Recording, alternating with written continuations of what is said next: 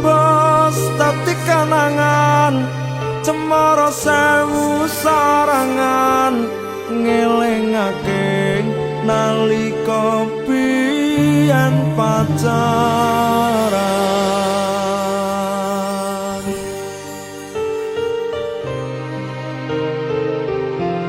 Son wis dhewe-dhewe aja tukaran ya. Kowe ayem karo jodohmu, aku ya ayem karo jodohku.